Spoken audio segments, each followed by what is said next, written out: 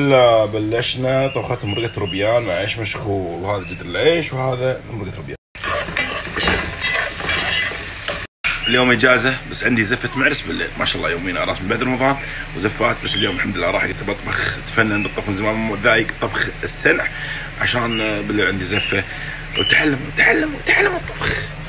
الحين نحط المعجون، هذا المعجون الطماط مع البصل لين تطلع ريحة المعجون، تحس تشم ريحته اساس يطلع اطعم واحلى من مرة.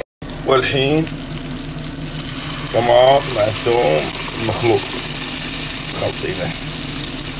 شوفوا الحين من حطينا الطماط مع الثوم والمعجون يا جماعه صارت مرقة دقوس، شوفوا والله صارت مرقة دقوس اللي ما يعرف. ونحط لنا وحده فليفله اخويا، نحط لنا فلفل، والحين نحط اللومي والدارسين والهيل بعد ما تشوفون اللومي وبهارات والدارسين والهيل وبهارات، وهذا تمر هندي يطلع يعطيك طعم حلو عجيب. تمر هندي حطيت دبس رمان شوي. طبعا بعد ما نقعنا الربيان من امس لان كان جامد، هذا ربيان مكشور، بعد ما نقعناه الحين نحطه بالمرقه ونقول له عليك الف عافيه. حطيناه بالمرقه وخليناه. شوفوا هذا ربيان، مو تقولوا لي حمام، ربيان راح نخليه يطبخ على راحته. دورة الأطعم والنكهة والألذ هو الحشو. الحشو تعرفونه بعد لازم تراعيه وتواسيه كذي، يعني ما تحط ما تحط شيء، بس تحط البصل تحمس لين يتغير لونه، يطلع لون الجدر، تحط لك شوية ماي وشغل. شوف الحين تغير لون الجدر، الحين صار مثل الصفار، تحط عليه شوي ماي وتحوس تكمل لين تغير طعم البصل ويصير البصل اشقر، بعدين تحط الزيت. تجربة هذا اللون الاصفر ما حطينا لا زيت شيء، بس هذا مثل ما تقول يعني بدا يحترق البصل، بتحط عليه ماي شوية ماي، تشوف شلون شوية ماي يطلع اللون، لون الجدر اللي هو اللون الاصفر، هذا اللي انت تحتاجه عشان اللون الحشو والطعم افضل.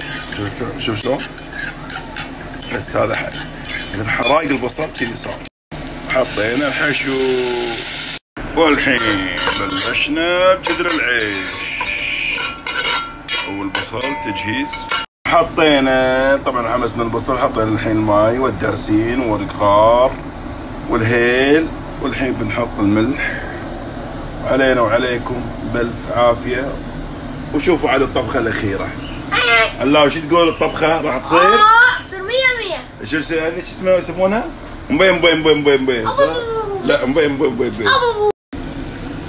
هذا مرقة الروبيان ما شاء الله، تقلب تبقبق.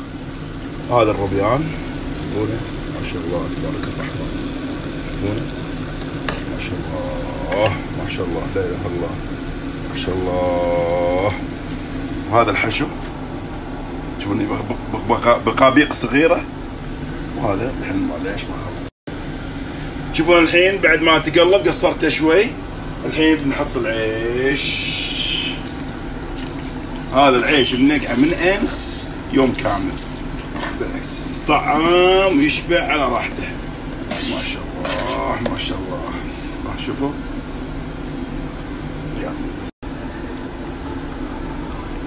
يا الله يا الله، شوفوا يا جماعة، شوفوا شلون نثري، يا الله يا الله. تقول بعد مو فنان؟ قسم بالله الحمد لله من تعلمنا الطبخ. شوفوا يا جماعة، شوفوا ما شاء الله. هذا الحين بعد يبيله شوي ينشف شوي.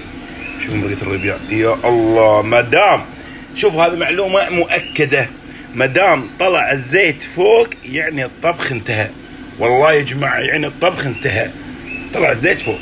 يا هلا مرحبا بعد ما خلص الطبخة يا جماعة. شوفوا يا جماعة ما شاء الله، هذا العيش والحشو والله ناقصه بس زبيدي، اي والله العظيم.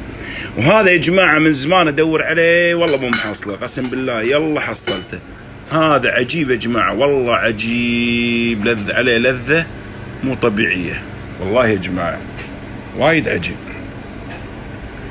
مثل الهمبة والشغل هذا. بس شوف الحشو انا سويته والبصل هذه، شوف المرقة وشوفوا الربيان يا جماعة، الله اكبر الله اكبر يا جماعة. شوفوا الربيان والله يا جماعة أكلة من أعظم الأكلات، هذه أكلة الملوك والله، يا ما ياكلونها الملوك اللي اللحوم البيضاء.